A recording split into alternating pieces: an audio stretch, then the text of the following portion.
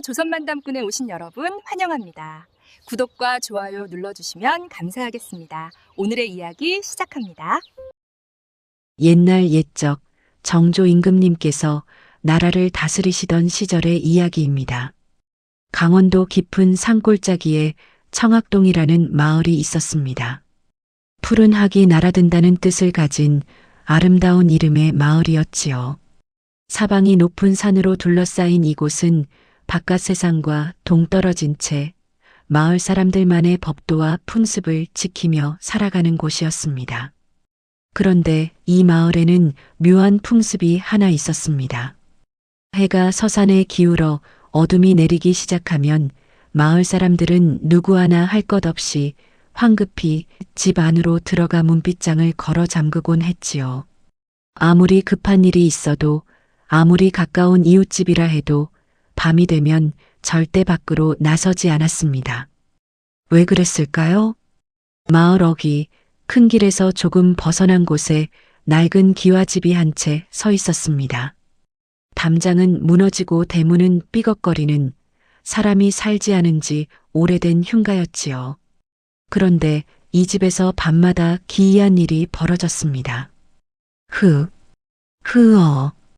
달빛도 닿지 않는 깊은 밤이면 흉가에서 여인의 울음소리가 들려왔습니다.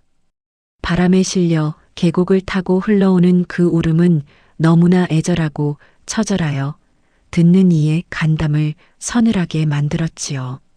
처음에는 작은 흐느끼는 소리로 시작되었다가 밤이 깊어질수록 점점 커져 마을 전체를 뒤덮곤 했습니다. 그 소리를 들은 사람들은 이불을 머리까지 뒤집어 쓰고 귀를 막았지만 그 울음소리는 벽을 뚫고 들어와 가슴을 찔렀습니다. 마을 사람들은 그 집을 피했습니다. 낮에도 될 수 있으면 그 근처를 지나가지 않으려 했고 어쩔 수 없이 지나가야 할 때면 고개를 돌리고 발걸음을 재촉했지요. 아이들에게는 절대 그곳에 가지 말라고 단단히 일렀습니다. 이 마을에 철수라는 젊은이가 살고 있었습니다. 25 나이의 철수는 청학동에서 나고 자란 순박한 머슴이었습니다. 키가 훤칠하고 어깨가 넓은 철수는 마을에서 손꼽히는 힘꾼이었지요. 무거운 쌀가마니를 혼자서 서너 개씩 들어 나르고 논밭 일도 다른 사람보다 두세 배는 빨리 해냈습니다. 그래서 마을의 양반댁인 김자수 댁에서 일을 맡아 하고 있었습니다. 새벽 일찍 일어나 소에게 여물을 주고 논밭을 갈고 땔감을 해오고 집 수리까지 온갖 일을 도맡아 했지요. 성실하고 부지런한 철수를 김자수 댁에서는 귀하게 여겼습니다. 하지만 철수에게는 한 가지 고민이 있었습니다. 25이면 장가를 들어 자식을 낳고 살 나이인데 신분이 낮아 혼처를 구하지 못한 것이었지요. 마을의 처녀들 부모는 아무리 철수가 성실하고 힘이 세도 천한 머슴에게 딸을 시집 보내려 하지 않았습니다. 철수는 외로웠습니다. 동갑내기 친구들은 하나둘 장가를 들어 아이를 낳고 살았지만 철수만 홀로 김자수 댁 사랑채 뒤편 작은 방에서 지냈지요. 그런 철수에게 밤은 더욱 괴로운 시간이었습니다. 일이 늦어지면 어쩔 수 없이 어둠 속을 걸어야 했는데 그때마다 흉가에서 들려오는 여인의 울음소리가 철수의 등골을 오싹하게 만들었습니다. 흐어. 그 소리를 들을 때면 철수는 귀를 막고 다름질 쳤습니다. 힘센 사내라 해도 저승에서 온 듯한 그 울음소리 앞에서는 어린아이처럼 무서웠지요. 하지만 생계를 위해서는 늦은 밤 일도 마다할 수 없었습니다. 철수는 때때로 생각했습니다. 저 울음소리의 주인공은 누구일까? 무엇이 그토록 간스러워 밤마다 울부짖는 것일까? 하지만 곧 고개를 저었습니다. 알고 싶지도 않고 알아서도 안 되는 일이라 여겼지요. 청학동에는 오래된 소문이 떠돌고 있었습니다. 마을 사람들은 우물가에 모여 빨래를 하거나 장에서 돌아오는 길에 수군수군 이야기를 나누곤 했지요. 하지만 그 이야기는 언제나 작은 목소리로 주위를 살피며 조심스럽게 주고받았습니다. 10년 전 일이었습니다. 월선이라는 처녀가 마을에 살고 있었지요. 월선은 그야말로 꽃 같은 아가씨였습니다. 버들잎 같은 눈썹에 앵두 같은 입술, 달빛처럼 하얀 피부를 가진 절세 미인이었지요. 마을 총각들은 물론이고 이웃 고을에까지 월선의 미모가 소문났습니다. 그런 월선이 어느 날 갑자기 사라졌습니다. 흉가 근처 숲에서 실종되었다고 했지요. 마을 사람들이 사흘 밤낮을 수색했지만 월선의 흔적은 어디에서도 찾을 수 없었습니다. 신발 한 짝, 옷자락 한 조각조차 발견되지 않았지요. 월선의 어머니는 딸을 잃은 슬픔을 이기지 못하고 미쳐버렸습니다. 날마다 흉가 앞을 서성이며 딸을 불러댔지요. 월선아, 월선아, 어디 있느냐? 하지만 대답은 없었고 어머니는 결국 이듬해 봄 세상을 떠나고 말았습니다. 그리고 그 무렵부터였습니다. 밤마다 흉가에서 여인의 울음소리가 들려오기 시작한 것은 말이지요. 마을 사람들은 쉬쉬하며 그 이야기를 입 밖에 내지 않으려 했습니다. 특히 김자수 댁 사람들은 월선 이야기만 나오면 안색이 변했지요. 김자수의 아들 덕보 도령은 그때마다 술잔을 들이켜며 자리를 피했습니다. 그 이야기는 입에 담지도 마시오. 산신령께서 노하실 것이오. 김자수는 누가 월선 이야기를 꺼내면 버럭 화를 내며 말을 막았습니다. 사람들은 좌수 어른이 무서워 입을 다물었지만 마음속으로는 의아해했지요. 왜 그토록 그 이야기를 꺼내기 싫어하는 것일까? 철수도 이런 소문들을 들었습니다. 우물가에서, 장터에서 일하는 틈틈이 사람들의 입을 통해 흘러나오는 이야기들을 말이지요. 그럴 때마다 철수는 가슴이 답답했습니다. 무언가 숨겨진 비밀이 있다는 느낌이 들었지요. 겉으로 보면 청학동은 평화로운 마을이었습니다. 봄이 오면 복숭아꽃이 만발하고 여름이면 논에 푸른 벼가 자라났습니다. 가을이 되면 황금빛 들판에서 추수를 하고 겨울이면 하얀 눈이 마을을 덮었지요. 사람들은 농사를 짓고 오일장에 가서 물건을 사고 팔고 아이들은 골목에서 뛰놀았습니다. 하지만 철수는 느꼈습니다. 이 평온함 속에 묘한 긴장감이 감돌고 있다는 것을 말이지요. 달이 차고 기우는 것을 보면 알 수 있었습니다. 보름달이 뜰 무렵이면 마을 남정네들의 표정이 어두워졌습니다. 말수가 줄어들고 술을 마시며 한숨을 쉬었지요. 특히 김자수와 덕보 도령은 보름날 밤이면 사랑채에 틀어박혀 나오지 않았습니다. 또한 이상한 일들이 종종 일어났습니다. 흉가 근처 숲에서 붉은 천 조각들이 발견되곤 했습니다. 누구의 것인지 언제 거기 있게 되었는지 아무도 알 수 없었지요. 마을 아낙네들은 그 천 조각을 보고는 고개를 가로저으며 혀를 찼습니다. 저것 봐라. 또 나타났구먼. 쯧쯧. 저 원혼이 아직도 한을 풀지 못했나 보오. 어느 날은 흉가 담장 너머에서 여인의 비녀가 발견되기도 했습니다. 은으로 만든 아름다운 비녀였는데 10년은 좋게 묵은 듯 녹이 슬어 있었지요. 그것을 본 노파가 깜짝 놀라며 말했습니다. 이건 월선이가 쓰던 것과 똑같구먼. 그 말에 사람들은 화들짝 놀라 뒷걸음질 쳤습니다. 비녀는 재빨리 땅에 묻혔고 아무도 그 이야기를 다시 꺼내지 않았지요. 철수는 이 모든 것을 지켜보며 불안했습니다. 무언가 큰일이 터질 것 같은 예감이 들었지요. 하늘의 구름도 예전과 달리 무겁게 드리워진 것 같았고 바람 소리도 어딘지 모르게 섬뜩했습니다. 김자수 댁에서 일을 하던 철수는 어느 날 이상한 광경을 목격했습니다. 덕보 도령이 사랑채에서 혼자 술을 마시며 중얼거리고 있었던 것이지요. 미안하오, 미안하오. 나도 어쩔 수 없었소. 누구에게 사죄하는 것일까요? 철수는 문틈으로 살짝 들여다보다가 덕보 도령과 눈이 마주쳤습니다. 도령의 눈빛은 핏발이 서 있었고 얼굴은 창백했습니다. 거기 누구냐? 철수는 황급히 자리를 피했습니다. 가슴이 두근거렸지요. 무언가 곧 터질 것만 같았습니다. 그 일이 일어난 것은 보름달이 환하게 뜬 가을밤이었습니다. 철수는 김자수 댁에서 늦게까지 곡간 정리를 하고 있었습니다. 추수가 끝나고 쌀가마니를 정리하는 일이 많았기에 날이 어두워질 때까지 일을 해야 했지요. 달빛이 환했지만 철수의 마음은 불안했습니다. 보름날 밤이면 흉가의 울음소리가 더욱 처절해진다는 것을 알고 있었기 때문입니다. 일을 마친 철수는 서둘러 집으로 향했습니다. 달은 밝았지만 그림자는 더욱 짙게 드리워져 있었지요. 흉가 앞을 지나가야 하는 길목에서 철수는 발걸음을 재촉했습니다. 바로 그때였습니다. 등 뒤에서 이상한 기척이 느껴졌습니다. 싸늘한 기운이 목덜미를 스쳤지요. 철수는 온몸에 소름이 돋았습니다.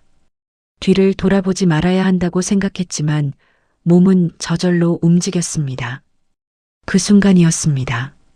차가운 손이 철수의 어깨를 붙잡았습니다. 얼음장처럼 차가운 살아있는 사람의 손이 아니었지요. 철수는 온몸이 굳어버렸습니다. 숨조차 제대로 쉴 수 없었습니다. 저기, 혹시 가느다란 여인의 목소리가 들렸습니다. 떨리는 목소리였지요.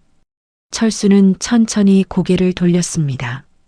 달빛 아래 한 여인이 서 있었습니다. 새하얀 얼굴에 긴 머리를 늘어뜨린 여인이었지요. 한복은 낡았지만 단정했고 얼굴은 너무나 아름다웠습니다.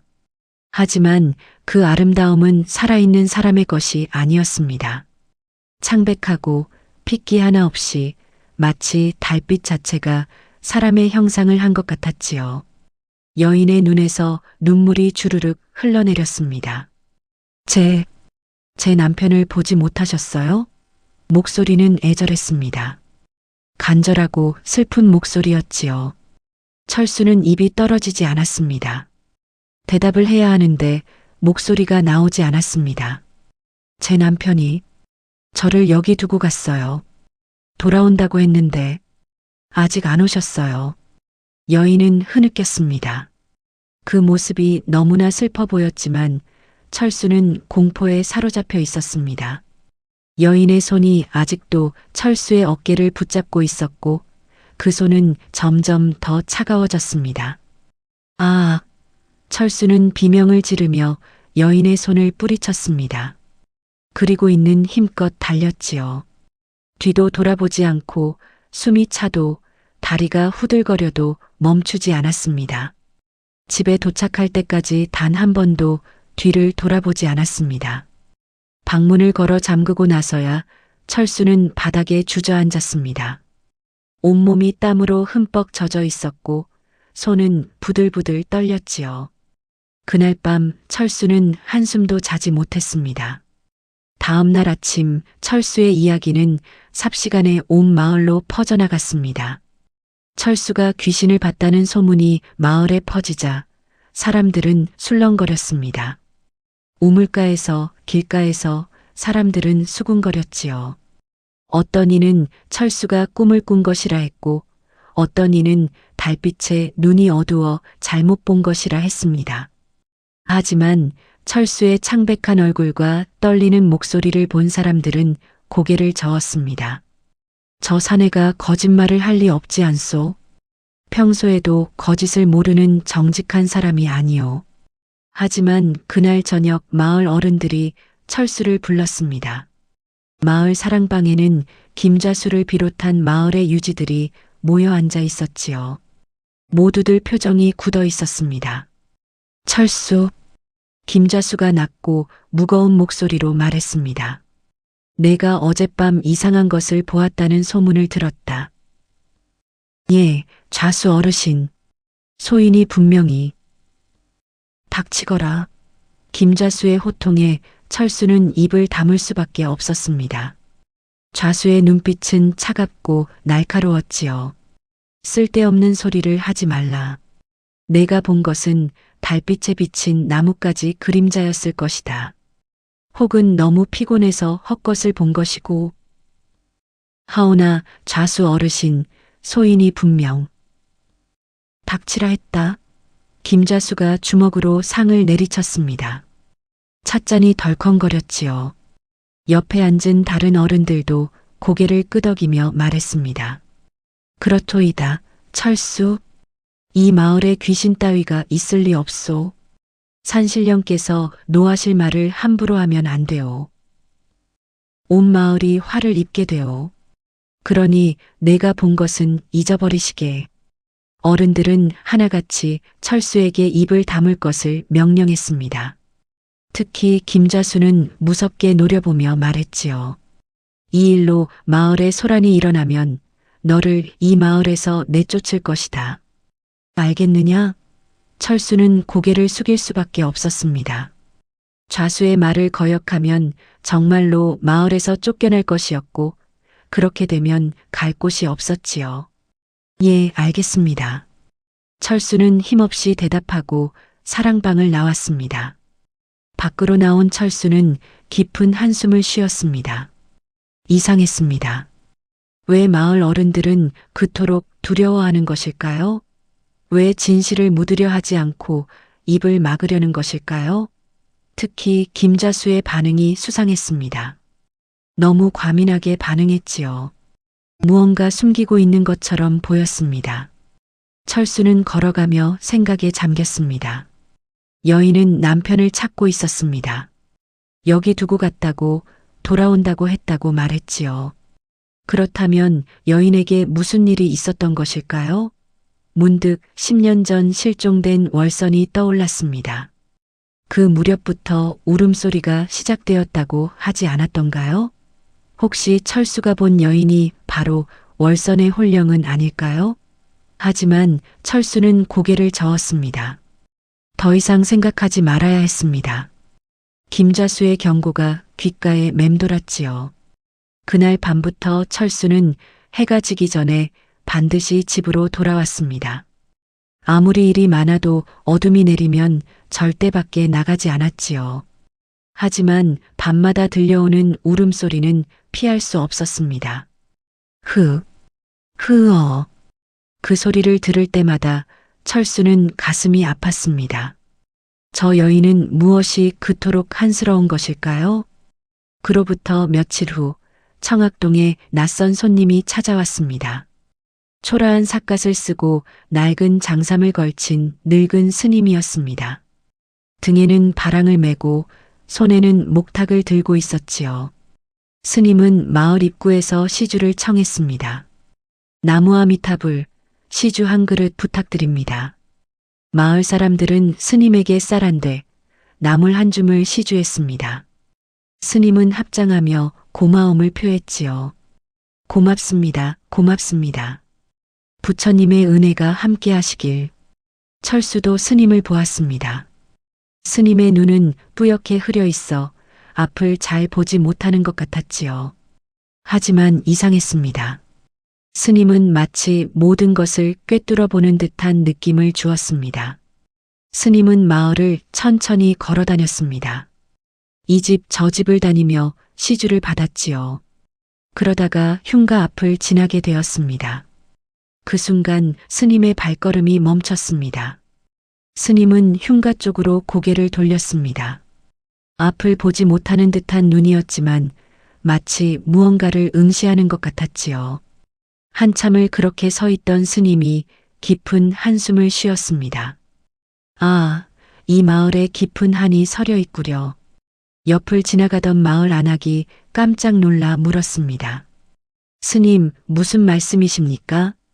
이곳에 풀리지 못한 원한이 맺혀 있소이다. 누군가 억울하게 세상을 떠났고 그 한을 아직도 풀지 못하고 있소. 스님의 말에 안악은 얼굴이 하얗게 질렸습니다. 다른 사람들도 수군거리기 시작했지요. 스님께서도 아시는구려. 역시 그 집이 문제였어. 스님은 천천히 말을 이었습니다. 이 한을 풀지 않으면 마을에 큰 재앙이 닥칠 것이요. 원혼의 한은 마을 전체를 집어삼킬 수도 있소이다. 사람들은 두려움에 떨었습니다. 그때 김자수가 나타났습니다. 스님, 쓸데없는 말씀은 그만하시지요. 이 마을에는 아무 문제가 없소. 김자수의 목소리는 날카로웠습니다. 하지만 스님은 김자수를 향해 고개를 돌리며 말했습니다. 좌수 어르신, 진실을 외면한다고 해서 사라지는 것은 아니옵니다. 한은 반드시 풀어야 하는 법이지요. 허튼 소리 마시오. 당장 이 마을을 떠나시오. 김자수는 버럭 화를 냈습니다. 하지만 스님은 담담하게 합장만 할 뿐이었지요. 나무아미타불. 제가 여기 머물게 된 것도 인연이옵니다. 며칠만 머물다 가겠습니다. 김자수는 더 이상 말하지 않고 발길을 돌렸습니다.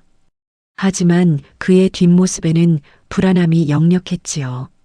스님의 이름은 해안이었습니다. 눈은 보지 못하지만 마음의 눈으로 세상을 본다는 뜻이었지요. 해안 스님은 마을 어귀의 작은 암자에 머물기로 했습니다. 철수는 해안 스님의 말이 계속 마음에 걸렸습니다. 스님이 본 것은 무엇일까요? 정말로 마을에 재앙이 닥칠까요?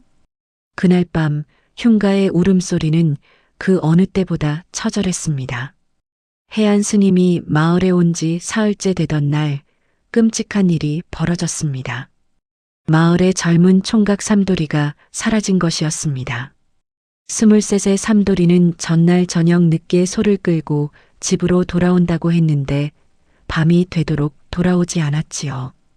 다음 날 아침 삼돌이의 어머니가 마을을 뒤집어 놓으며 아들을 찾았습니다. 삼돌아, 우리 삼돌아, 어디 있느냐? 어머니의 처절한 외침에 마을 사람들이 모였습니다. 곧바로 수색대가 조직되었지요. 젊은 사내들이 마을 구석구석을 뒤졌습니다. 그리고 오시가 되어서야 흉가 근처 숲에서 삼돌이가 끌고 가던 소가 발견되었습니다. 소는 멀쩡했지만 삼돌이는 보이지 않았지요. 소의 고삐는 끊어져 있었고 주변에는 발버둥 친 흔적이 남아 있었습니다. 여기다. 여기서 무슨 일이 있었던 것 같소? 사람들은 더욱 열심히 숲을 뒤졌습니다.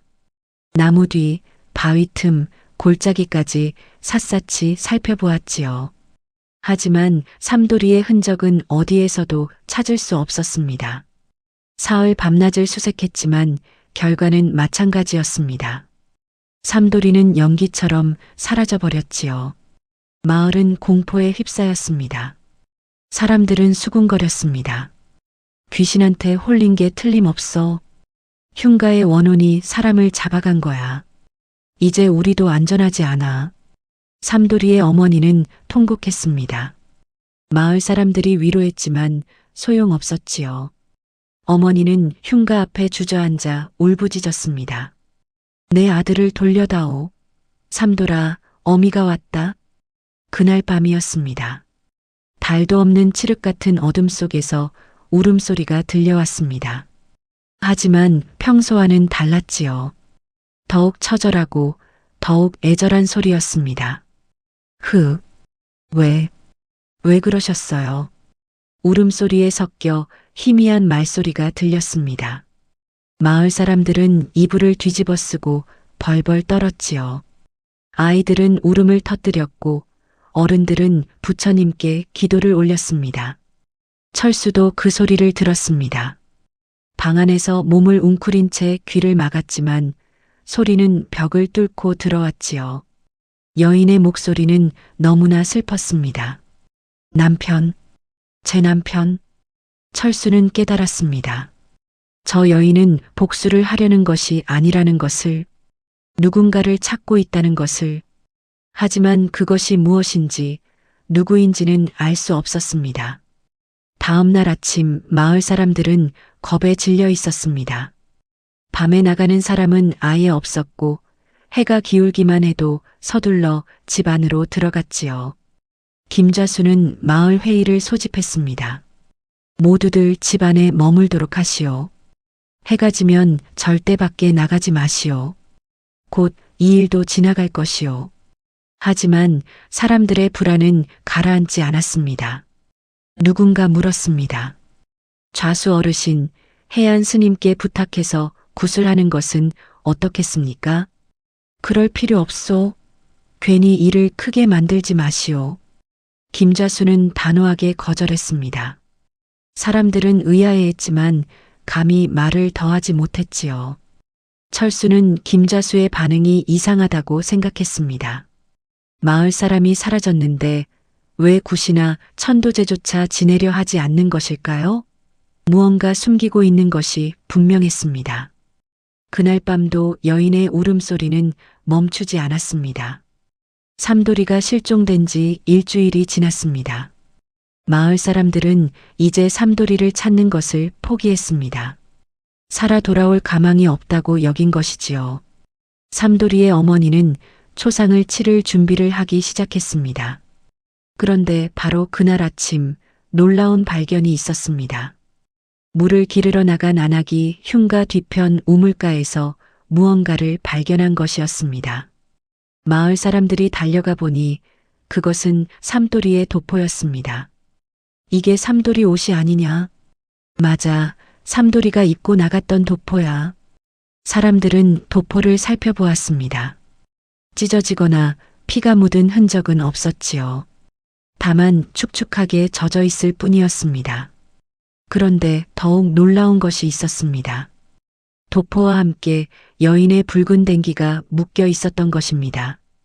비단으로 만든 아름다운 댕기였는데 오래된 듯 빛이 바랬지요. 하지만 정성스럽게 술을 놓은 흔적이 역력했습니다. 마을의 노파가 그 댕기를 보고는 입을 틀어막았습니다. 이건 월선이가 쓰던 댕기와 똑같구먼. 뭐라고? 월선이 댕기? 사람들이 웅성거렸습니다. 10년 전 실종된 월선이가 쓰던 댕기와 똑같다니 이게 무슨 일일까요? 월선이 아버지가 한양에서 특별히 사온 거였어. 이렇게 정교하게 술을 놓은 댕기는 흔치 않지. 노파의 말에 사람들은 경악했습니다. 그렇다면 이 댕기는 정말로 월선이의 것이란 말일까요? 철수도 그 자리에 있었습니다. 댕기를 보는 순간 등골이 오싹해졌지요. 보름달 밤에 만났던 여인이 떠올랐습니다. 그 여인이 바로 월선이었던 것일까요? 김자수가 달려왔습니다. 사람들 사이를 헤치고 들어온 그는 댕기를 보자마자 얼굴이 하얗게 변했지요. 이걸 어디서 찾았느냐? 우물가에서요, 좌수 어르신. 삼돌이 도포와 함께 있었습니다. 김자수는 손이 부들부들 떨렸습니다. 댕기를 집어 들려다가 손을 거두었지요. 마치 뜨거운 불덩이라도 만진 것처럼 말입니다. 이건 그럴 리가 없어. 김자수는 중얼거리며 뒷걸음질 쳤습니다. 옆에 있던 덕보 도령도 창백한 얼굴로 댕기를 바라보았지요. 도령의 이마에는 식은 땀이 흘러내렸습니다. 해안 스님이 그곳에 나타났습니다. 스님은 지팡이로 바닥을 짚으며 천천히 다가왔지요. 앞을 보지 못하는 듯 했지만 정확하게 댕기가 있는 곳으로 다가왔습니다. 이것은 한 맺힌 여인의 증표이옵니다. 스님의 말에 사람들은 숨을 죽였습니다. 이 여인은 아직도 이승을 떠나지 못하고 있소이다. 풀지 못한 한 때문에 말이요.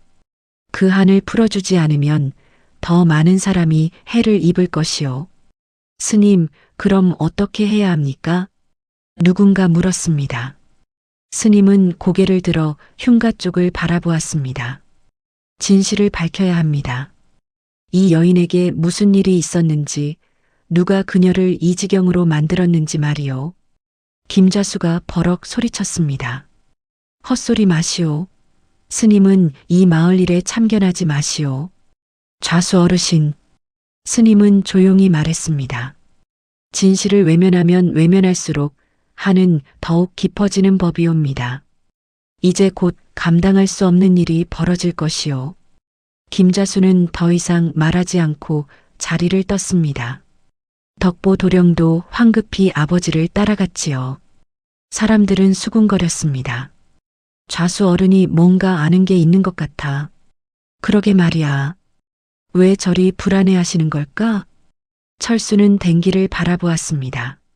붉은 비단의 수놓인 꽃무늬가 애잔해 보였지요. 이것을 쓰던 여인은 얼마나 아름다웠을까요?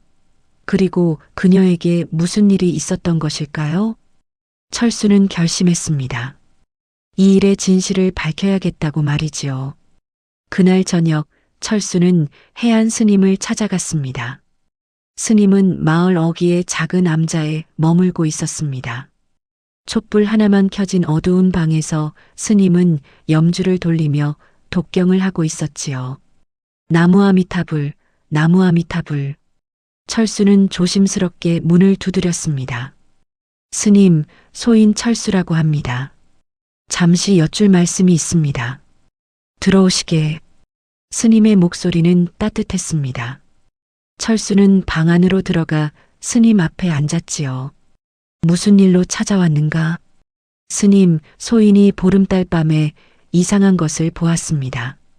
철수는 그날 밤 일을 자세히 이야기했습니다. 새하얀 얼굴의 여인이 나타나 남편을 찾았던 일, 그 여인의 애절한 목소리, 차가운 손길까지 모두 말했지요. 스님은 고개를 끄덕이며 들었습니다. 그대가 본 여인, 그것은 원한이 아니라 애절한 그리움이었을 것이요. 그리움이라고요? 그렇소. 그녀는 아직도 이승을 떠나지 못하고 누군가를 찾고 있소이다. 약속을 지키지 않은 그 사람을 말이요. 스님의 말에 철수는 가슴이 저렸습니다. 스님, 그 여인이 혹시 10년 전에 실종된 월선이라는 처녀입니까? 스님은 한참을 침묵했습니다. 그러더니 천천히 입을 열었습니다. 10년 전 이 마을에 정략 혼인을 피해 도망친 처녀가 있었다고 들었소. 그 처녀는 사랑하는 사람과 함께 달아났다고 하더이다. 사랑하는 사람이요? 그렇소.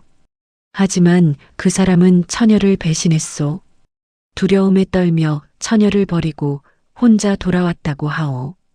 철수의 얼굴이 굳어졌습니다. 그럼 월선 낭자는? 그 처녀는 홀로 버려졌소. 깊은 산중에서 아무도 찾아주지 않는 곳에서 굶주림과 추위 속에서 죽어갔을 것이요. 스님의 목소리는 비통했습니다. 그 억울함과 한이 얼마나 크겠소? 사랑한다고 믿었던 사람에게 버림받은 슬픔, 아무도 자신을 찾아주지 않는 절망, 그리고 죽음의 공포까지. 그 모든 것이 한이 되어 이승을 떠나지 못하는 것이요. 철수는 눈시울이 뜨거워졌습니다.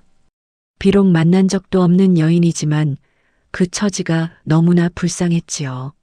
스님, 그 여인을 버린 사람이 누구입니까? 스님은 고개를 저었습니다. 그것은 내가 말할 수 없소.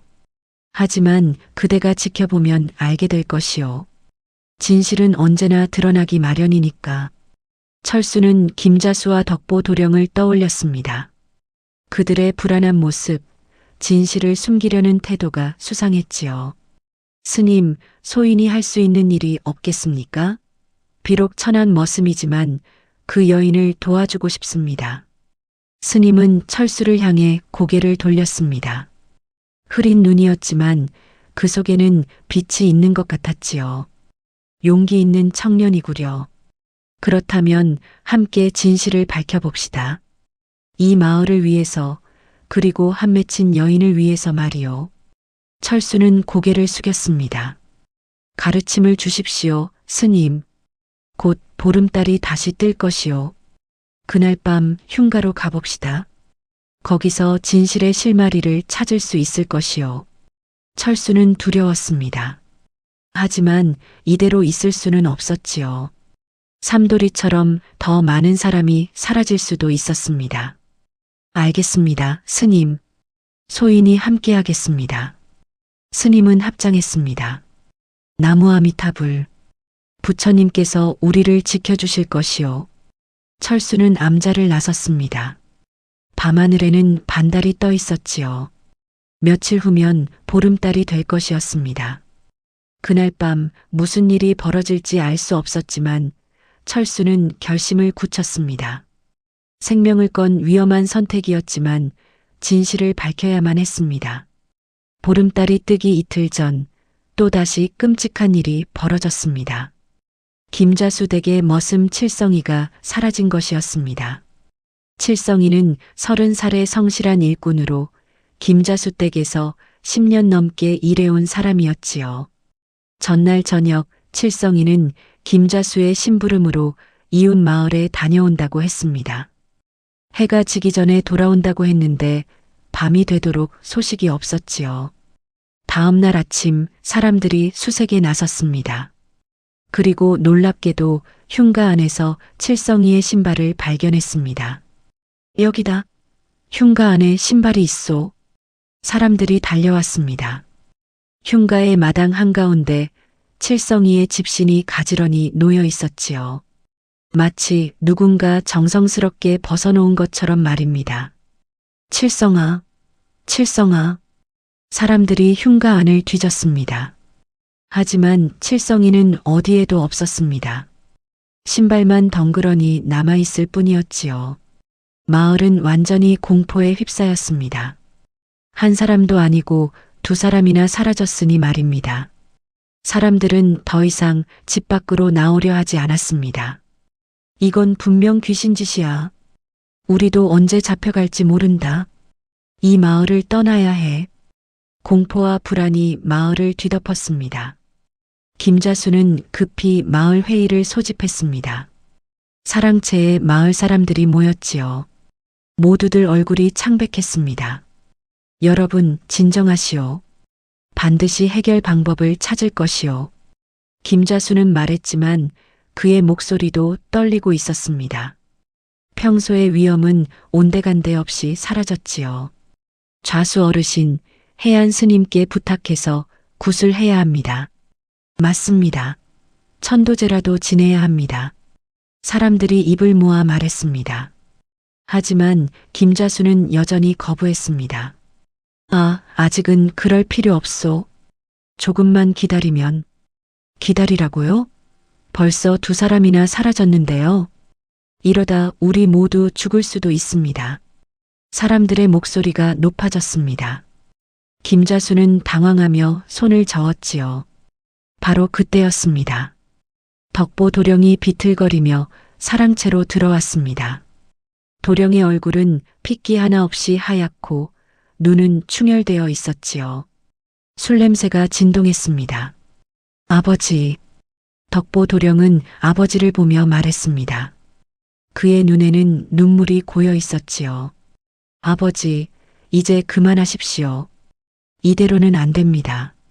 덕보야, 내가 무슨 소리를. 제가 말씀드리겠습니다. 10년 전 일을. 김자수의 얼굴이 일그러졌습니다. 닥쳐라. 내가 무슨 짓을 하는 거냐? 김자수가 아들에게 달려들었습니다. 하지만 사람들이 둘 사이를 가로막았지요. 좌수 어르신, 이제 진실을 밝히셔야 합니다. 도대체 10년 전에 무슨 일이 있었던 겁니까? 사람들이 따졌습니다. 김자수는 사방을 둘러보았습니다.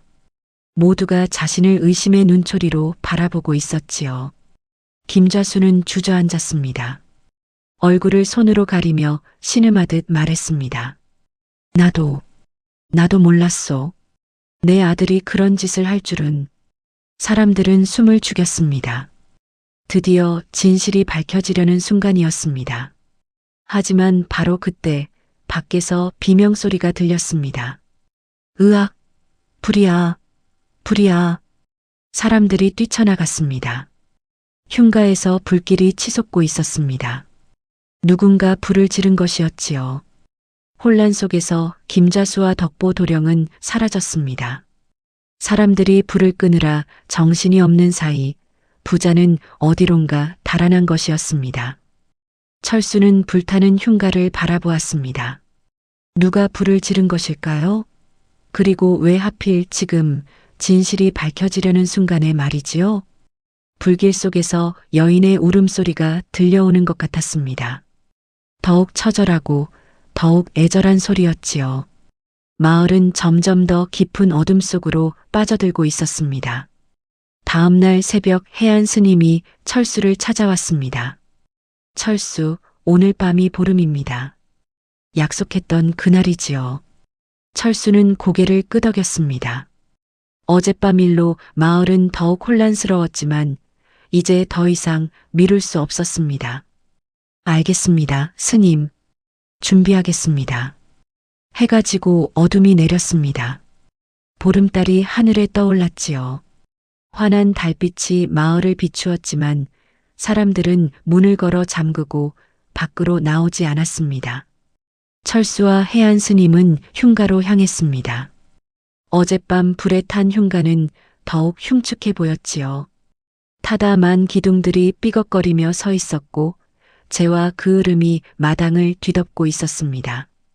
스님, 정말 괜찮으시겠습니까? 두려워하지 마시게. 우리는 진실을 밝히러 가는 것이요.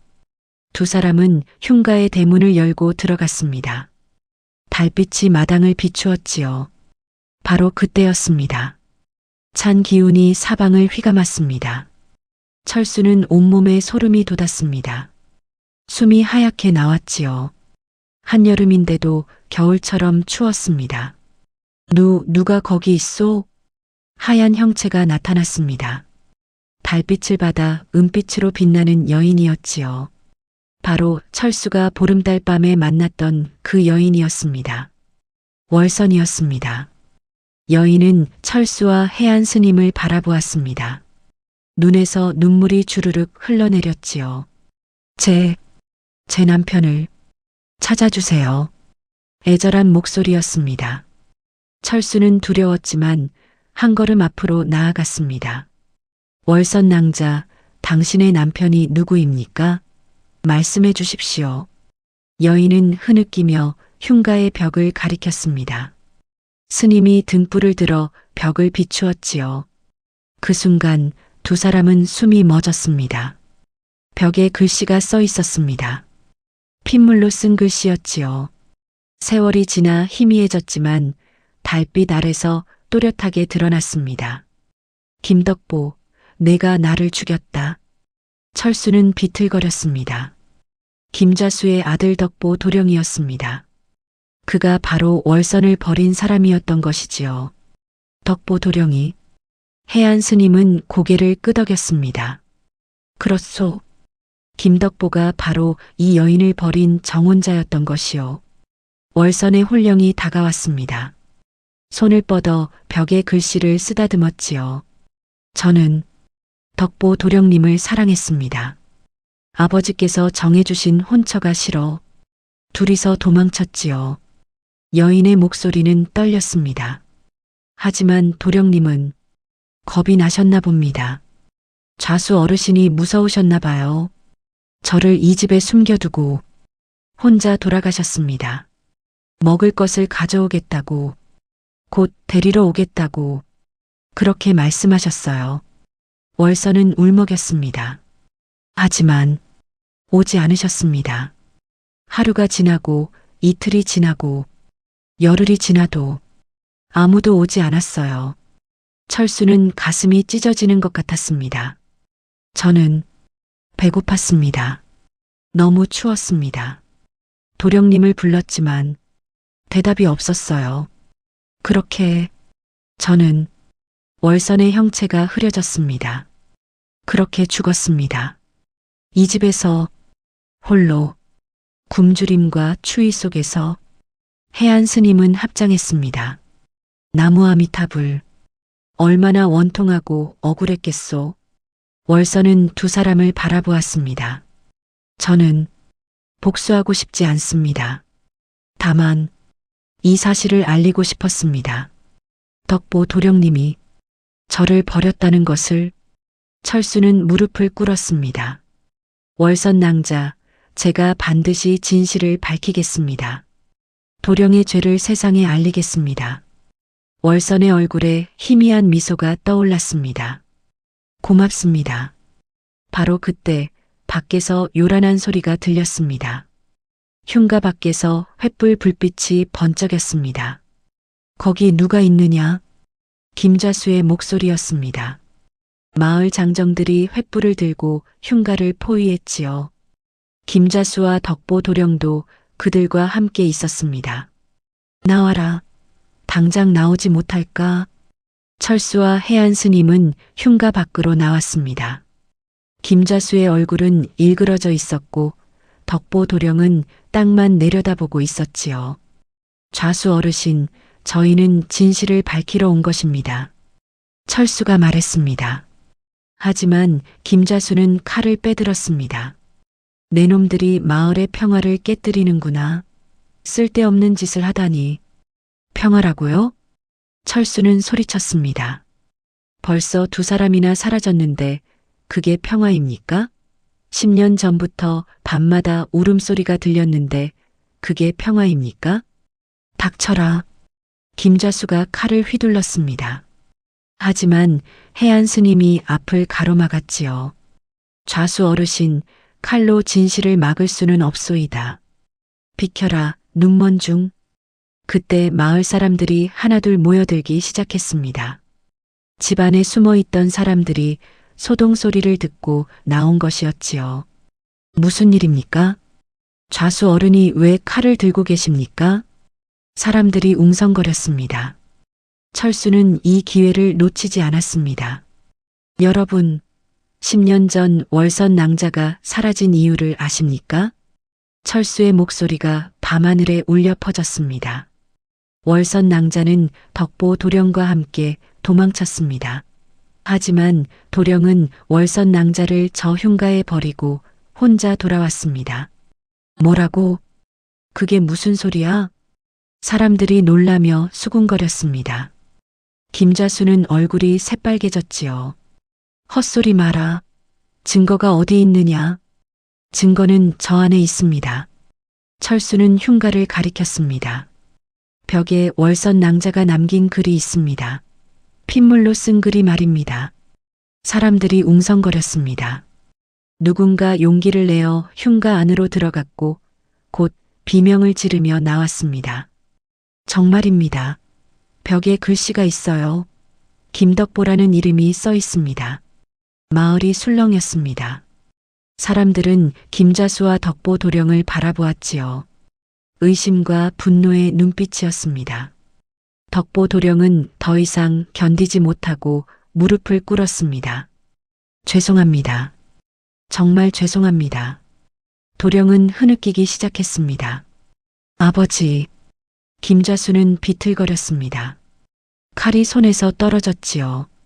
그는 주저앉으며 하늘을 올려다보았습니다. 내가 잘못했소. 김자수의 목소리는 힘없었습니다. 내가 아들을 너무 엄하게 키웠소. 내 욕심 때문에 억지로 혼처를 정했소. 그래서 덕보가 도망친 것이요. 하지만 나는 몰랐소. 덕보가 월선을 그렇게 버릴 줄은. 사람들은 충격에 빠졌습니다. 10년 동안 숨겨졌던 진실이 드러나는 순간이었지요. 바로 그때 찬 바람이 불어왔습니다. 월선의 형체가 다시 나타났습니다. 하지만 이번에는 분노에 차 있었지요. 김덕보, 여인의 목소리는 울려 퍼졌습니다. 당신이 저를 죽였어요. 덕보 도령은 두려움에 떨며 뒷걸음질 쳤습니다. 월선의 형체가 다가왔지요. 10년이 지났지만 저는 잊지 못했어요. 배고픔도 추위도 외로움도 그 무엇보다 배신당한 슬픔을. 여인의 눈에서 핏물 같은 눈물이 흘러내렸습니다. 마을 사람들은 공포에 떨었습니다. 하지만 아무도 도망가지 못했습니다. 진실의 순간이었기 때문이지요. 월선의 홀령은 덕보 도령을 향해 다가왔습니다. 도령님, 기억하십니까? 그날 밤을. 여인의 목소리는 애절했습니다. 달빛이 아름답던 그날 밤, 도령님은 제게 약속하셨지요. 함께 도망가서 부부가 되자고, 평생 저를 지켜주겠다고. 덕보 도령은 고개를 들지 못했습니다. 저는 믿었습니다. 도령님을 따라 집을 나섰지요. 부모님을 뒤로하고 익숙한 마을을 떠나 오직 도령님만 믿고 월서는 흉가를 돌아보았습니다. 하지만 도령님은 저를 이곳에 숨기고 가셨습니다. 아버님이 추격해 온다며 잠시만 숨어 있으라며 곧 돌아오겠다고.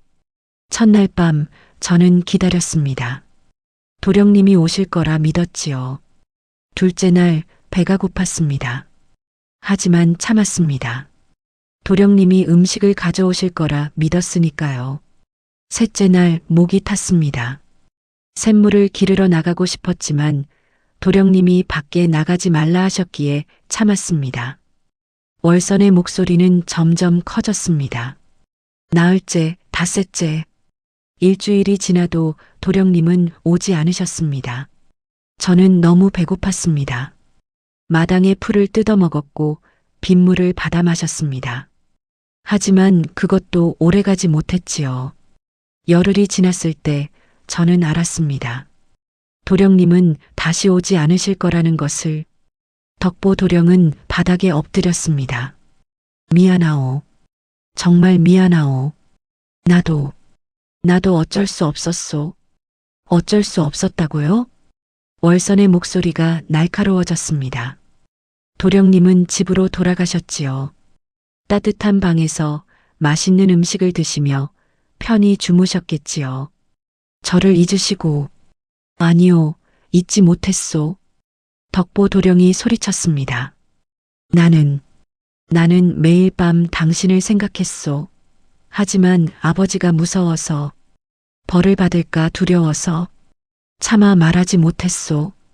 그래서 저는 죽었습니다. 월선은 차갑게 말했습니다. 굶주림에, 추위에, 절망에 빠져 죽었습니다. 아무도 저를 찾아주지 않았습니다. 저의 시신은 이곳에서 썩어갔고 들짐승이 뜯어갔지요. 사람들은 경악했습니다. 너무나 처참한 이야기였지요. 그리고 10년이 지났습니다. 저는 이승을 떠나지 못했습니다. 너무나 억울해서, 너무나 한스러워서 해안 스님이 앞으로 나섰습니다. 월선 낭자, 그대의 한을 이해하오. 하지만 이제 그만 놓아주시오. 놓아주라고요? 월선은 스님을 바라보았습니다. 제 삶을 빼앗아간 사람을 그냥 놓아주라는 말씀입니까? 복수는 그대의 한을 풀어주지 못하오. 오히려 더 깊은 어둠에 빠뜨릴 뿐이오. 스님은 조용히 말했습니다. 그대가 원하는 것은 복수가 아니라 인정이 아니겠소? 그대의 억울함을 인정받고 그대의 죽음을 애도받는 것. 월선의 눈에서 눈물이 흘러내렸습니다. 분노는 조금씩 사라지고 슬픔만이 남았지요. 바로 그때 김자수가 달려와 덕보 도령 옆에 무릎을 꿇었습니다. 월선 낭자, 용서하시오. 이 모든 것은 내 잘못이오. 내가 아들을 제대로 가르치지 못했고 내가 너무 엄했기에 이런 일이 벌어진 것이오. 김자수는 이마가 땅에 닿도록 절했습니다. 부디 용서하시오. 그리고 편히 쉬시오.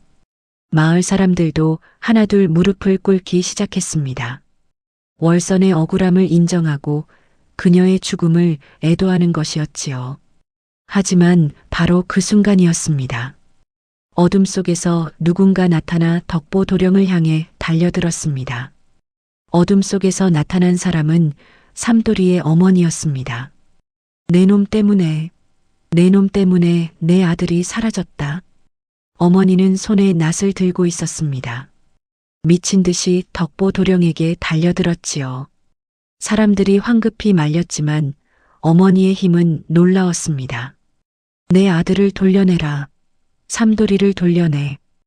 혼란이 일어났습니다. 사람들이 어머니를 붙잡으려 했고 덕보 도령은 비명을 지르며 도망쳤습니다. 김자수도 아들을 지키려 앞을 막았지요. 바로 그때 월선의 홀령이 큰 소리로 외쳤습니다. 그만. 모두가 멈춰섰습니다. 월선의 목소리에는 힘이 실려 있었지요.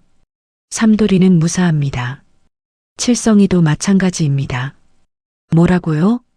사람들이 놀라며 물었습니다. 두 사람은 제가 데려갔습니다. 하지만 해치지 않았습니다. 월선은 숲 쪽을 가리켰습니다. 저곳에 동굴이 있습니다. 그곳에 두 사람이 있습니다. 철수와 몇몇 장정들이 달려갔습니다. 월선이 가리킨 곳으로 가보니 정말로 숨겨진 동굴이 있었지요. 그 안에 삼돌이와 칠성이가 쓰러져 있었습니다. 여기다. 살아있소. 두 사람은 의식을 잃고 있었지만 숨은 쉬고 있었습니다. 사람들이 그들을 들쳐 업고 나왔지요. 삼돌이의 어머니는 아들을 끌어안고 울음을 터뜨렸습니다. 삼돌아, 삼돌아, 정신 차려라. 얼마 후 두 사람이 깨어났습니다. 그들은 놀란 얼굴로 주위를 둘러보았지요. 무슨 일이 있었던 겁니까? 철수가 물었습니다. 삼돌이는 떨리는 목소리로 말했습니다. 저는 흉가 근처를 지나가다가 여인을 보았습니다. 새하얀 옷을 입은 아름다운 여인이었지요. 그 여인이 저를 부르더니 그 다음은 기억이 나지 않습니다. 칠성이도 비슷한 이야기를 했습니다. 월선이 말했습니다. 저는 그들에게 부탁하고 싶었습니다. 제 이야기를 세상에 알려달라고. 하지만 그들은 너무 두려워했지요. 그래서 동굴에 재웠습니다. 동굴 안에는 제 유골이 있습니다. 사람들은 숨을 죽였습니다. 철수가 다시 동굴로 들어가 보니 정말로 구석에 백골이 놓여 있었습니다. 남루한 옷가지와 함께 말이지요. 월선 낭자의 유골입니다. 철수가 외쳤습니다. 사람들은 슬픔에 잠겼습니다. 10년 동안 이곳에 버려진 채 아무도 찾아주지 않았던 것이지요. 해안 스님이 동굴 앞에서 연부를 외웠습니다. 나무 아미타불, 나무 아미타불. 마을 사람들도 함께 절을 올렸습니다. 월선의 억울한 죽음을 애도하는 것이었지요. 하지만 김자수와 덕보도령은 여전히 두려움에 떨고 있었습니다. 죄를 지은 자들의 운명은 어떻게 될까요? 월선의 혼령은 그들을 향해 천천히 다가갔습니다. 분노는 사라졌지만 슬픔과 원망은 여전히 남아 있었지요. 김덕보. 월선이 도령의 이름을 불렀습니다. 당신은 어떻게 책임을 지실 겁니까? 도령은 대답하지 못했습니다. 다만 바닥에 엎드려 흐느낄 뿐이었지요. 바로 그때 멀리서 말발굽 소리가 들렸습니다. 누군가 이곳으로 오고 있었습니다. 말발굽 소리가 가까워지더니 관복을 입은 관리들이 나타났습니다. 누가 김자수냐? 선두에 선 사또가 큰 소리로 외쳤습니다. 김자수는 얼굴이 하얗게 질렸지요. 소인이 김자수입니다. 내 놈을 체포한다. 10년 전 처녀 실종 사건을 은폐한 죄로. 사또는 포졸들에게 명령했습니다. 포졸들이 달려들어 김자수와 덕보 도령의 팔을 붙잡았지요. 이게 무슨 일이오? 누가 고발한 것이오? 김자수가 소리쳤습니다. 그때 말에서 한 사람이 내려왔습니다. 바로 칠성이었습니다. 제가 고발했습니다. 자수 어르신. 칠성아, 내가? 김자수는 믿을 수 없다는 표정이었습니다. 칠성이는 10년 넘게 김자수 댁에서 일했던 충직한 머슴이었으니까요. 저는 10년 전 그날 밤을 알고 있었습니다. 칠성이가 말했습니다. 덕보 도령께서 월선 낭자와 함께 도망가신 것을, 그리고 혼자 돌아오신 것을 제가 보았습니다. 하지만 좌수 어르신이 무서워 말하지 못했지요. 내가 알고 있었다고? 김좌수는 비틀거렸습니다. 이번에 동굴에 갇혀 있을 때 저는 월선 낭자의 혼령을 만났습니다. 낭자는 저에게 진실을 밝혀달라 부탁했습니다. 저는 더 이상 침묵할 수 없었습니다. 칠성이는 사또에게 절을 올렸습니다. 사또 나리, 이 모든 것이 사실입니다. 김좌수는 아들의 죄를 숨기기 위해 사건을 은폐했고 마을 사람들을 협박했습니다. 사또는 고개를 끄덕였습니다. 충분한 증거가 있다. 동굴의 유골과 흉가의 핏글씨, 그리고 증인의 증언까지. 김좌수 부자는 관가로 압송될 것이다. 포졸들이 두 사람을 묶었습니다. 김좌수는 저항하려 했지만 이미 늦었지요. 아니요. 나는 직접 죽인 것이 아니오. 내 아들도 그럴 의도는 없었소. 의도가 있든 없든 한 사람의 목숨을 빼앗은 것은 사실이다. 법에 따라 처벌받을 것이다. 덕보 도령은 울며 월선을 바라보았습니다. 월선, 미안하오. 정말 미안하오. 나는 겁쟁이였소. 월선의 홀령은 차갑게 도령을 바라보았습니다. 하지만 이내 고개를 돌렸지요. 더 이상 볼 필요가 없다는 듯이 말입니다. 사또는 마을 사람들을 향해 말했습니다. 이 사건은 철저히 조사될 것이다. 월선 낭자의 유골은 정중히 수습하여 장례를 치를 것이며 김좌수 부자는 법에 따라 엄벌에 처할 것이다. 마을 사람들은 안도의 한숨을 쉬었습니다. 드디어 진실이 밝혀지고 정의가 실현되는 순간이었지요. 하지만 철수는 뭔가 이상한 느낌을 받았습니다. 칠성이는 어떻게 사또에게 그토록 빨리 연락할 수 있었을까요? 동굴에 갇혀 있었는데 말이지요. 그때 칠성이가 철수에게 다가와 작은 목소리로 말했습니다. 사실은 월선 낭자께서 저를 풀어주셨습니다. 그리고 관하로 가는 길을 알려주셨지요. 낭자는 복수가 아니라 진실을 원하셨던 겁니다. 철수는 고개를 끄덕였습니다. 월선은 처음부터 사람들을 해치려던 것이 아니었습니다. 다만 자신의 억울함을 알리고 싶었던 것이지요. 김좌수 부자는 말에 실려 끌려갔습니다. 마을 사람들은 그들을 바라보며 한숨을 쉬었습니다. 권력과 신분으로 진실을 감추려 했던 자들의 말로였지요. 하지만 아직 끝난 것이 아니었습니다.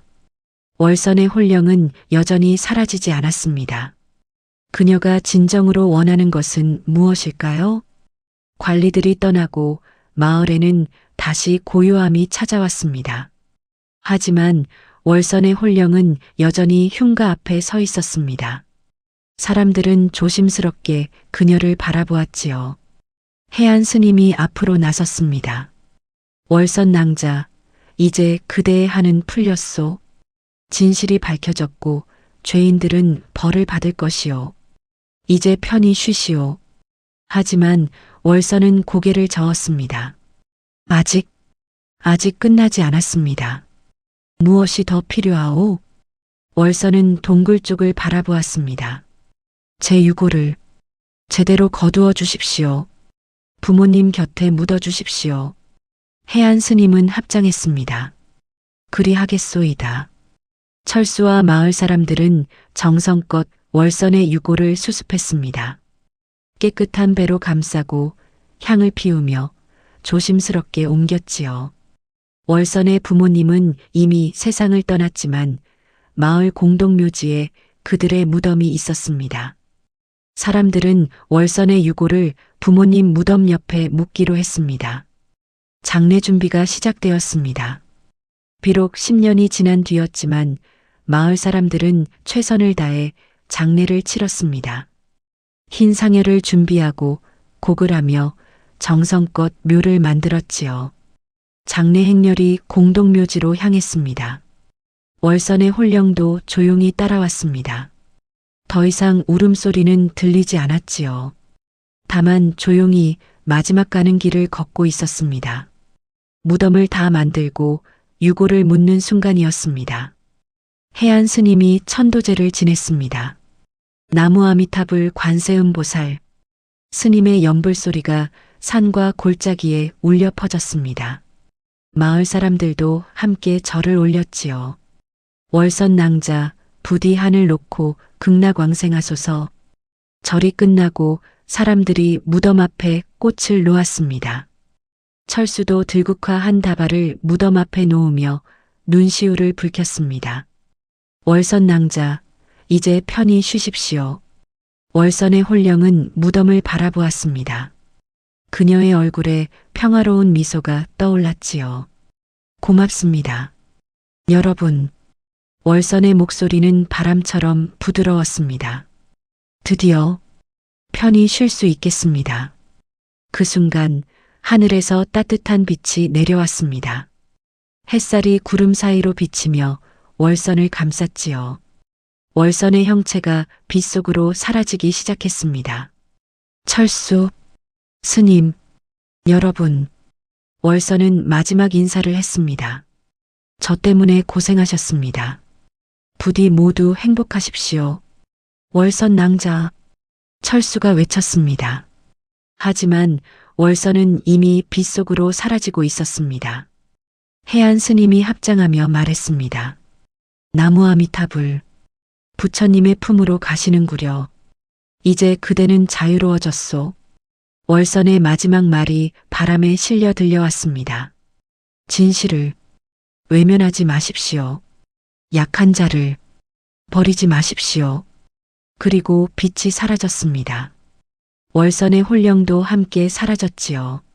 마을에는 깊은 침묵이 흘렀습니다.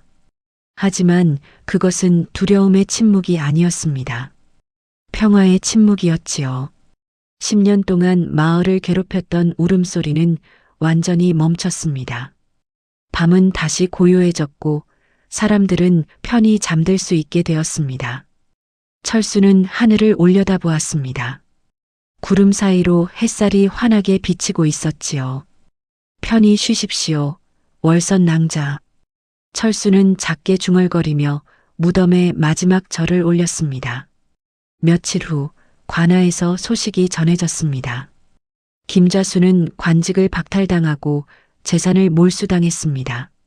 10년 동안 사건을 은폐하고 마을 사람들을 협박한 죄가 컸기 때문이지요. 덕보 도령은 더욱 무거운 벌을 받았습니다. 비록 직접 손을 쓴 것은 아니지만 월선을 버려 죽음에 이르게 한 책임을 물었습니다. 그는 먼 섬으로 유배를 가게 되었지요. 마을 사람들은 그 소식을 듣고 고개를 끄덕였습니다. 당연한 벌이라고 여겼지요. 권력과 신분으로 죄를 감추려 했던 자들의 말로였습니다. 철수는 해안 스님을 찾아갔습니다. 스님은 떠날 준비를 하고 있었습니다. 스님, 떠나시는 겁니까? 그렇소. 이곳에서 할 일은 끝났소이다. 스님은 미소 지었습니다. 철수, 그대는 용기 있는 사람이요. 신분이 낮다고 해서 진실을 외면하지 않았고 두려움에도 불구하고 옳은 일을 했소. 저는 당연한 일을 했을 뿐입니다. 그 당연한 일을 하지 못하는 사람들이 많소. 그대 덕분에 한 맺힌 넋이 편히 쉬게 되었소이다. 해안 스님은 철수의 어깨에 손을 얹었습니다. 앞으로도 그 용기를 잃지 마시게. 세상에는 아직도 밝혀지지 않은 진실이 많고 도움이 필요한 억울한 넋들이 많소. 명심하겠습니다, 스님. 스님은 바랑을 메고 지팡이를 짚었습니다. 나무 아미타불, 부처님의 가호가 있기를. 스님은 마을을 떠났습니다. 철수는 스님의 뒷모습을 오래도록 바라보았지요. 그날 저녁 마을에는 특별한 일이 있었습니다. 마을 사람들이 월선의 무덤 앞에 모였습니다. 작은 제사를 지내기 위해서였지요. 비록 월선의 직계 가족은 없었지만 마을 사람들 모두가 그녀를 기억하기로 했습니다. 철수도 제사상 앞에 섰습니다. 술을 따르고 절을 올렸습니다. 월선 낭자, 이제 편히 쉬십시오. 저희가 낭자를 잊지 않겠습니다. 마을 사람들도 하나씩 절을 올렸습니다. 남녀노소 할 것 없이 모두가 월선을 기억하고 그녀의 억울함을 애도했지요. 제사가 끝난 후 마을 어른 하나가 말했습니다. 오늘부터 매년 이날 우리는 월선 낭자를 기리겠소. 그리고 우리 자손들에게 이 이야기를 전하겠소. 진실을 외면하면 어떤 일이 벌어지는지, 약한 자를 버리면 어떤 화가 돌아오는지 말이요. 사람들은 고개를 끄덕였습니다. 그날 밤 청학동은 참으로 오랜만에 평화로웠습니다. 달빛은 부드럽게 마을을 비췄고 바람은 나뭇잎을 살랑살랑 흔들었지요. 더 이상 처절한 울음소리는 들리지 않았습니다. 철수는 자신의 방에 누워 천장을 바라보았습니다. 지난 며칠 동안의 일들이 주마등처럼 스쳐 지나갔지요. 두려웠습니다. 하지만 옳은 일을 했다는 뿌듯함도 있었습니다. 비록 천한 머슴이지만 자신도 세상에 도움이 될 수 있다는 것을 알았습니다. 해안 스님 말씀이 맞았어. 용기를 잃지 말아야지. 철수는 그렇게 다짐하며 눈을 감았습니다. 편안한 잠이 찾아왔지요. 마을의 밤은 고요했습니다. 10년 만에 찾아온 진정한 평화였습니다. 한 달이 지났습니다. 관아에서 다시 소식이 전해졌습니다. 김좌수와 덕보 도령에 대한 최종 판결이 내려진 것이었지요. 김좌수는 모든 재산을 몰수당하고 평민으로 강등되었습니다. 양반의 신분을 잃은 것이지요. 나이가 많아 유배는 면했지만 마을에서 쫓겨나 다른 고을로 떠나야 했습니다. 덕보 도령은 제주도로 유배형에 처해졌습니다. 그곳에서 10년 동안 유배 생활을 해야 했지요. 사또는 말했습니다. 김덕보, 너는 사랑한다 말하면서 책임지지 않았다. 약속을 지키지 않아 한 사람을 죽음으로 몰았다. 10년 동안 유배지에서 너의 죄를 뉘우치거라. 덕보 도령은 울며 절을 올렸습니다. 알겠습니다. 제가 잘못했습니다. 관아의 판결문은 마을에 공개되었습니다. 사람들은 그것을 보며 고개를 끄덕였지요. 역시 하늘은 알고 계셨구먼. 악행은 반드시 대가를 치르는 법이지. 철수도 그 소식을 들었습니다. 마음이 복잡했습니다. 기쁘기도 하고 씁쓸하기도 했지요. 월선 낭자의 한은 풀렸지만 그녀의 삶은 돌아오지 않았습니다. 그날 저녁 철수는 월선의 무덤을 찾아갔습니다. 국화꽃 한 다발을 들고 말이지요. 무덤 앞에 꽃을 놓고 절을 올렸습니다. 월선 낭자, 악인들이 벌을 받았습니다. 이제 정말로 편히 쉬십시오. 바람이 불어왔습니다. 마치 대답하는 것처럼 부드럽고 따뜻한 바람이었지요. 철수는 미소 지었습니다. 월선 낭자가 평화를 찾았다는 것을 느낄 수 있었습니다. 마을로 돌아오는 길, 철수는 삼돌이와 마주쳤습니다. 철수 형님, 삼돌이는 건강을 되찾아 예전처럼 밝은 얼굴이었습니다. 형님 덕분에 살았습니다. 정말 고맙습니다. 아니야, 삼돌아. 나는 당연한 일을 했을 뿐이야. 아닙니다. 형님이 용기를 내지 않았다면 저는 물론이고 마을 전체가 위험했을 겁니다. 삼돌이는 깊이 절을 올렸습니다.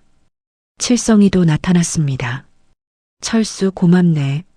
자네가 해안 스님과 함께 진실을 밝히려 하지 않았다면 나도 용기를 내지 못했을 거야. 칠성이 형님도 용감하셨습니다. 관아에 고발하기까지 얼마나 두려우셨겠습니까? 세 사람은 함께 웃었습니다. 마을은 변하기 시작했습니다. 사람들은 더 이상 진실을 숨기지 않았습니다. 서로 솔직하게 이야기하고 잘못을 인정하고 약한 자를 돌보았지요. 특히 철수를 보는 시선이 달라졌습니다. 비록 신분은 낮지만 용기 있고 정의로운 사람이라고 모두가 인정했습니다. 어느 날 마을의 한 부잣집 영감이 철수를 찾아왔습니다. 철수, 내 딸과 혼인하지 않겠나? 철수는 깜짝 놀랐습니다. 저 같은 머슴에게요? 신분이 중요한 것이 아니네. 자네는 올곧은 사람이야. 내 딸을 자네에게 맡기고 싶네. 철수는 얼굴이 붉어졌습니다. 평생 장가를 못 갈 줄 알았는데 이런 기회가 오다니 말이지요. 영감님, 감사합니다. 하오나, 제가 그럴 자격은 충분하네. 자네는 마을을 구한 영웅이야. 철수는 감격했습니다. 눈시울이 뜨거워졌지요. 그날 밤 철수는 다시 월선의 무덤을 찾았습니다. 월선 낭자, 저도 좋은 일이 생겼습니다. 아마 이 모든 것이 낭자의 은혜인 것 같습니다. 바람이 불어와 철수의 머리카락을 쓰다듬는 것 같았습니다. 감사합니다, 낭자. 편히 쉬십시오. 철수는 웃으며 무덤에 절을 올렸습니다. 악은 벌을 받고 선은 복을 받는다는 것을 철수는 온몸으로 느꼈습니다. 1년이 흘렀습니다. 청학동은 완전히 달라졌습니다. 사람들은 더 이상 밤을 두려워하지 않았습니다. 해가 지면 집집마다 따뜻한 불빛이 켜지고 웃음소리가 들렸지요. 흉가는 완전히 허물어졌습니다. 그 자리에는 작은 사당이 세워졌습니다. 월선을 기리는 사당이었지요. 마을 사람들은 정월 대보름마다 그곳에서 제사를 지냈습니다. 철수는 혼인을 했습니다. 아내는 착하고 현명한 여인이었지요.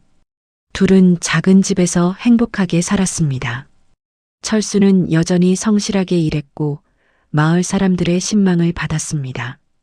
어느 가을날 철수는 아내와 함께 월선의 무덤을 찾았습니다. 여보, 이분이 월선 낭자십니다.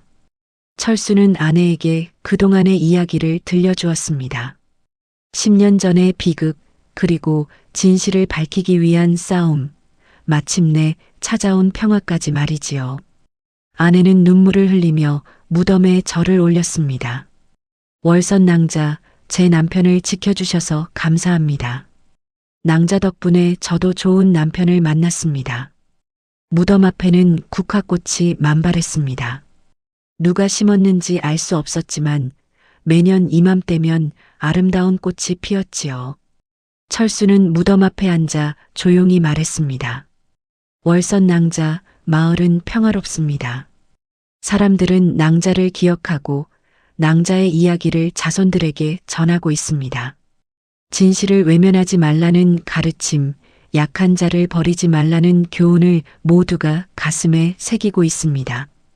바람이 불어왔습니다. 국화꽃잎이 흩날렸지요. 마치 월선이 미소 짓는 것 같았습니다. 철수는 하늘을 올려다보았습니다. 높고 푸른 가을 하늘이 펼쳐져 있었지요. 월선 낭자, 저곳 하늘 어딘가에서 행복하시기를 빕니다. 그날 저녁 마을 회관에서는 모임이 열렸습니다. 마을 어른들과 젊은이들이 모여 앉았지요. 마을 이장이 말했습니다. 여러분, 오늘은 특별한 날입니다. 1년 전 오늘 우리는 진실을 밝혔고 한 맺힌 넋을 위로했습니다. 이 이야기를 잊지 맙시다.